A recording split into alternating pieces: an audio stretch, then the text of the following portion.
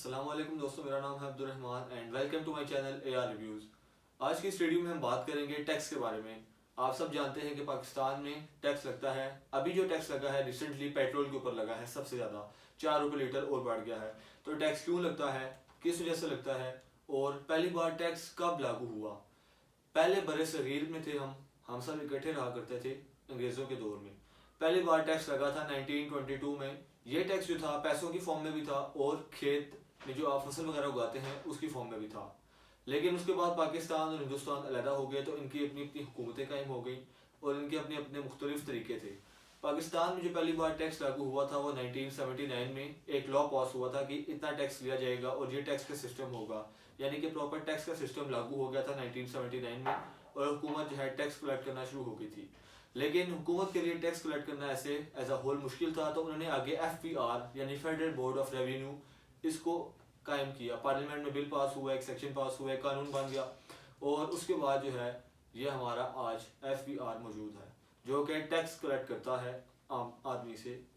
उसके बाद बात करेंगे टैक्स की दो इकसाम हैं, एक होता है डायरेक्ट टैक्स, एक होता है इनडायरेक्ट टैक्स। टैक्स की दो इकसाम आप समझाता हूँ आगे।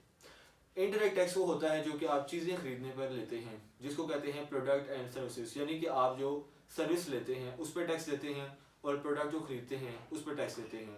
प्रोडक्ट खरीदने में आपकी सुई से लेके हवाई जहाज तक आता है। गाड़ी खरीदें, मोटरसाइकिल खरीदें, फर्नीचर खरीदें, पानी की बोतल खरीदें, सामान कुछ भी, दाल चावल सब्जी, सब पे टैक्स लगता है। इसको कहते हैं इनडायरेक्ट टैक्स। और दूसरा टैक्स जो होता है वो होता है डायरेक्ट टैक्स। डायरेक्ट टैक्स क्या होता है?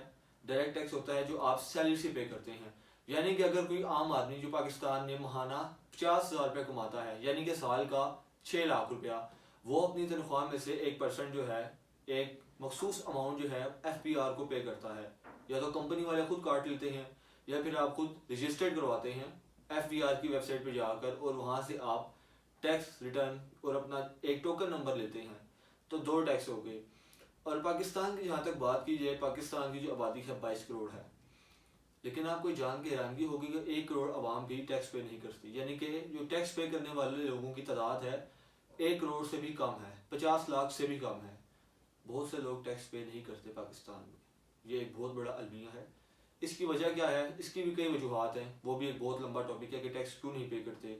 लेकिन हुकूमत पाकिस्तान जो सैलरी से टैक्स लेती है वो बहुत कम है, लेकिन जो चीज़ें बेच के वो चीज़ों पे जो टैक्स लगाते हैं, जो हम चीज़ें खरीदते हैं उस पर जो हम टैक्स देते हैं वो बहुत ज़्यादा है। मिसाल के तौर पे 50,000 रुपये तनख्वाह है, उसमें से आप मिसाल ले लें 10,000 रुपये टैक्स काट गया, जान छूट गई। लेकिन आप बच्चे हैं आपके, वो स्टेशनरी का सामान लेंगे, यूनिफॉर्म लेंगे, उनका खाने पीने के लिए चीज़ें लेंगे लंच बॉक्स में, उसके अलावा उनके यूनिफॉर्म, कपड़े, शूज़, उन सब पर टैक्स लगता है। आप अपने कपड़े लेते हैं, घर में दाल रोटी सब्जी जो भी आप खाते पीते हैं उस सब पर टैक्स देते हैं। तो सैलरी पे जो आप टैक्स पे करते हैं वो बहुत थोड़ा होता है, लेकिन जो आप इनडायरेक्ट टैक्स पे करते हैं, जो चीज़ें खरीदने पे टैक्स पे करते हैं वो बहुत ज़्यादा होता है। इसीलिए लोग जो हैं वो चीज़ों पे टैक्स लगने से ज़्यादा परेशान होते हैं, सैलरी पे इतना परेशान नहीं होते कि सैलरी पे इतना टैक्स क्यों लगा। पाकिस्तान तरक्की इसलिए नहीं कर पा रहा क्योंकि यहाँ पर लोगों को अवेयरनेस नहीं है, या तो उनकी सैलरी बहुत कम है कि वो उस स्लैब में नहीं आते कि वो टैक्स पे करें। तो दोस्तों, टैक्स जो है एक बहुत इंपॉर्टेंट चीज़ है। टैक्स से होता क्या है कि हमारे मुल्क में बजट बनता है कि इतने पैसे कलेक्ट हो गए हैं, इतने पैसों को हमने कहाँ कहाँ खर्च करना है। हुकूमत का मकसद होता है आवाम की फलाह और बहबूद के लिए काम करना, यानी कि वेलफेयर के लिए काम करना। तो आवाम जो है अगर टैक्स पे नहीं करेगी तो गवर्नमेंट जो है वो ज़ाहिर सी बात है बाहर के मुल्कों से कर्जा लेके मुल्क चलाएगी।